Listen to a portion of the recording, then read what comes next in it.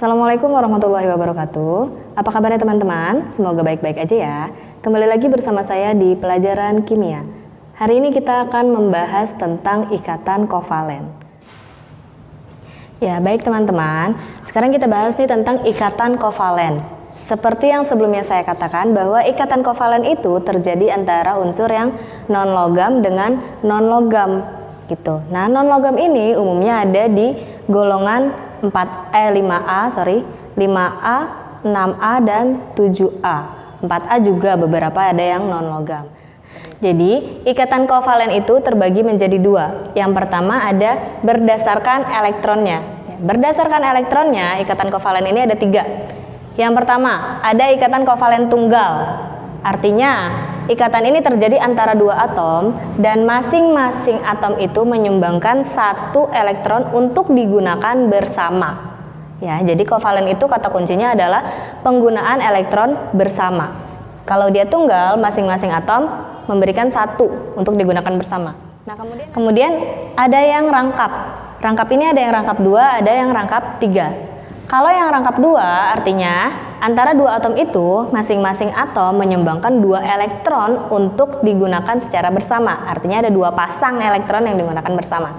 Begitupun yang rangkap 3 artinya ada masing-masing 3 elektron dari setiap atom yang digunakan secara bersama.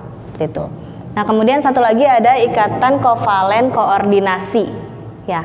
Kalau dia koordinasi, pasangan elektron yang digunakan itu hanya berasal dari satu atom saja.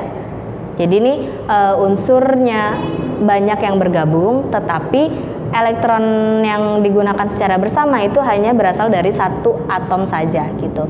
Nah, biasanya ikatan kovalen koordinasi itu dilambangkan dengan anak panah. Ya, anak panah ini pangkalnya itu berada di atom yang menyumbangkan dan ujungnya itu mengarah ke atom yang disumbangkan pasangan elektron tersebut gitu. Nah, kalau yang tunggal dan rangkap itu simbolnya hanya garis biasa, strip. Strip biasa. Ini berarti stripnya 2, ini stripnya 3. Seperti itu ya teman-teman. Nah, sekarang kita coba masuk ke contohnya. Yang pertama, contoh yang ikatan kovalen tunggal.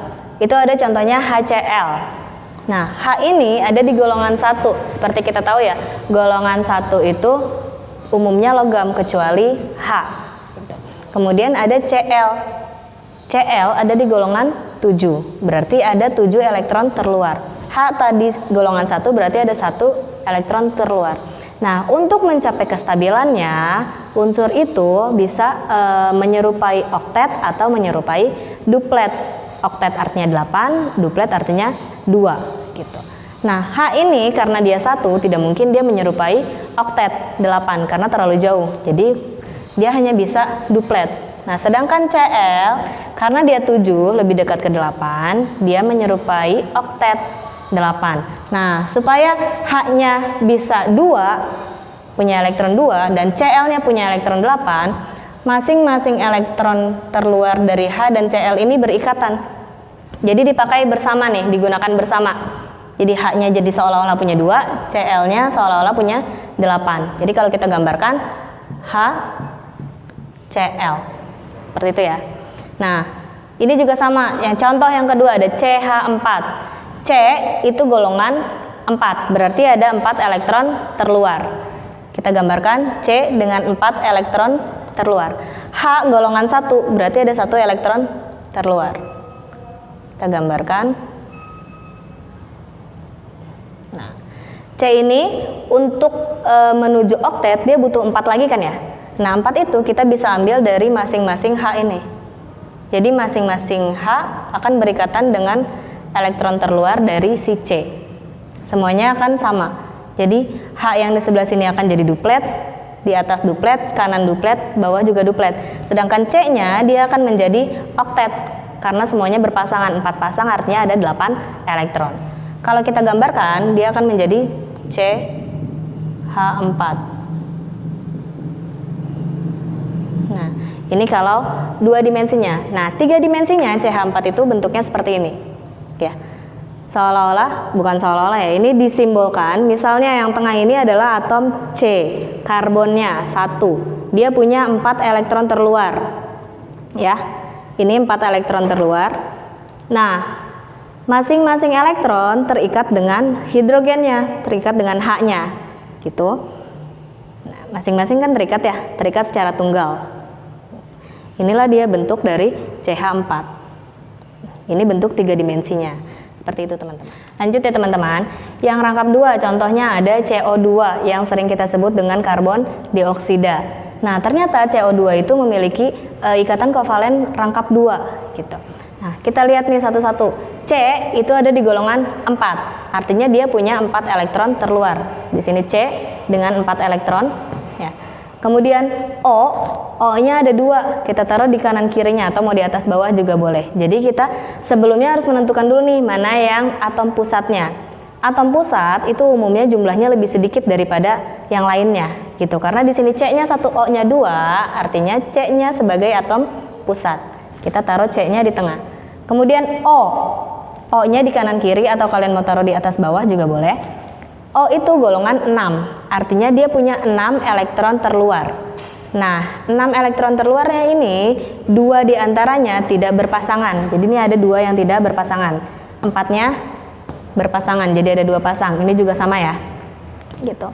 Nah, untuk mencapai kestabilannya berarti dia akan mengikuti 4 dengan 6 itu lebih dekat ke 8 kan ya. Berarti kita mengikuti aturan oktet 8. Nah, supaya jadi 8 ini kita gabung ya.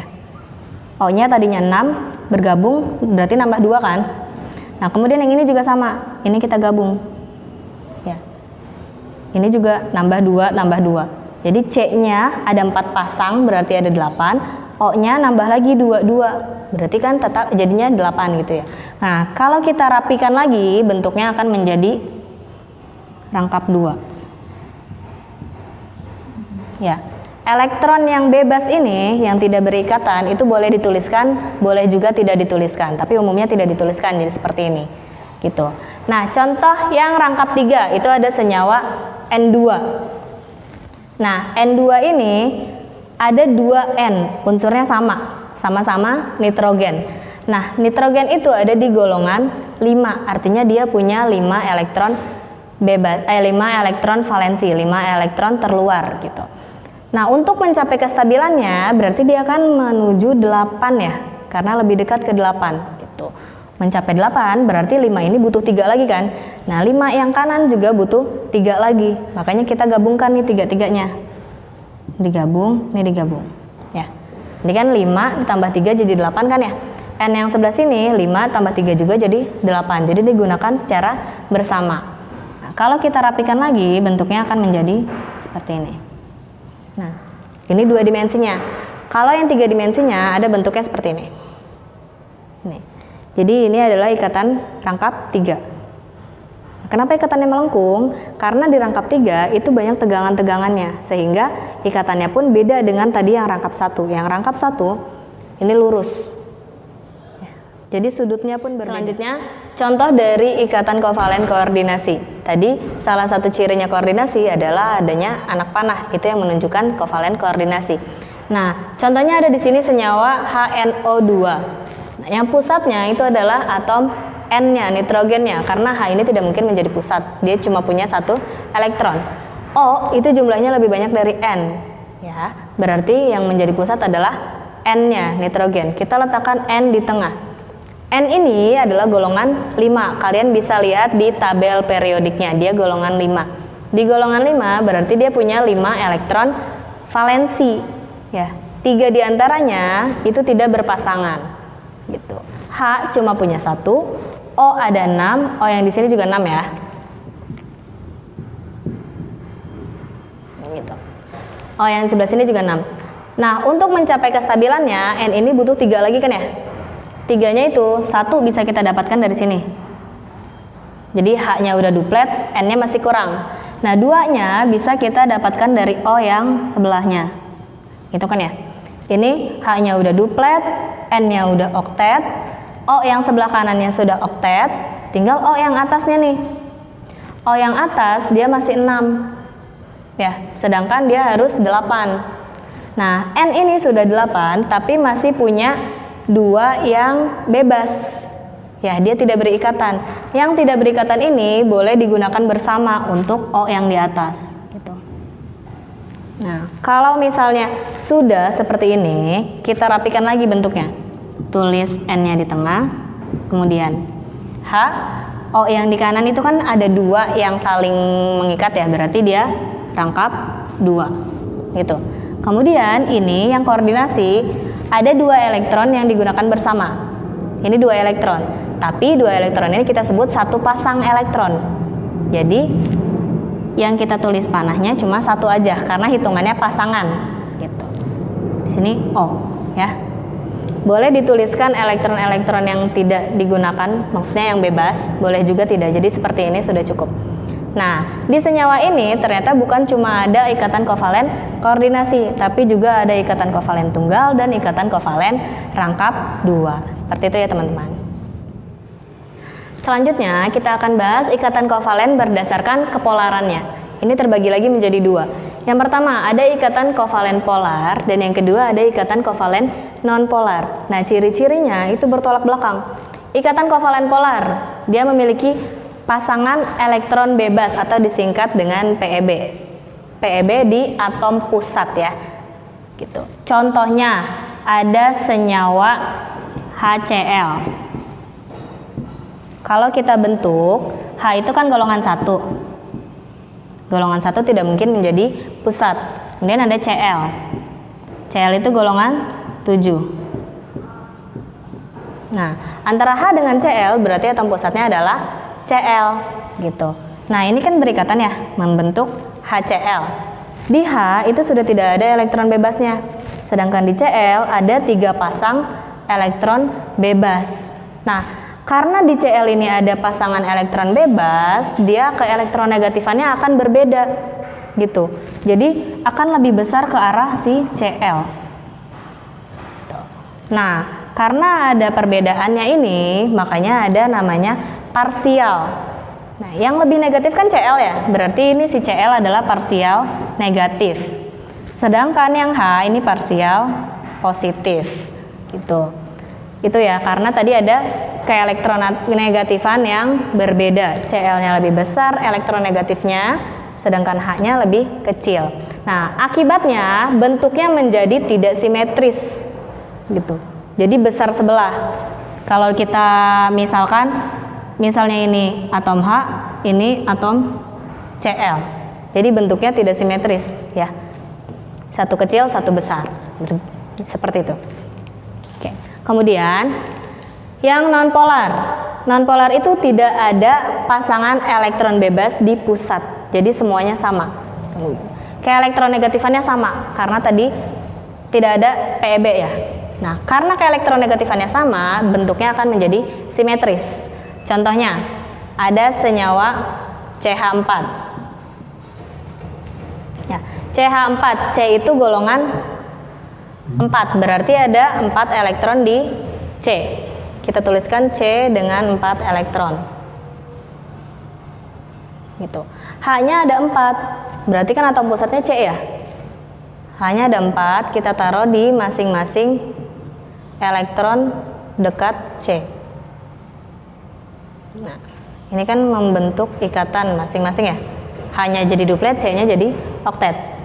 Nah, antara C, H, semuanya tidak ada elektron bebas. Karena semuanya tidak ada elektron bebas, artinya bentuknya simetris, sama persis. Itu mau ke atas, ke bawah, ke depan, ke belakang, semuanya sama.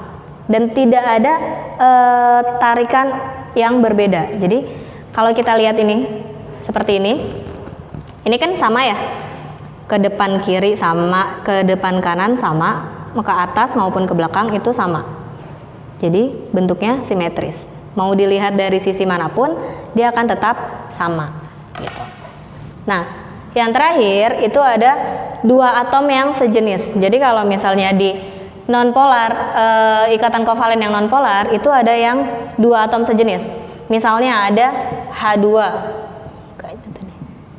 H2. H2 ini udah pasti ikatannya kepolarannya adalah nonpolar. N2 juga sama, dia nonpolar. Cl2 nonpolar. Walaupun mereka ada pasangan elektron bebas, tapi di kanan maupun di kiri itu tarikannya sama, sehingga bentuknya akan menjadi simetris gitu. Ketika bentuknya simetris berarti dia termasuk yang nonpolar. Baik teman-teman, itu saja pelajaran kita kali ini tentang ikatan kovalen. Semoga materinya bisa dipahami ya. Oke, sekian dari saya. Wassalamualaikum warahmatullahi wabarakatuh.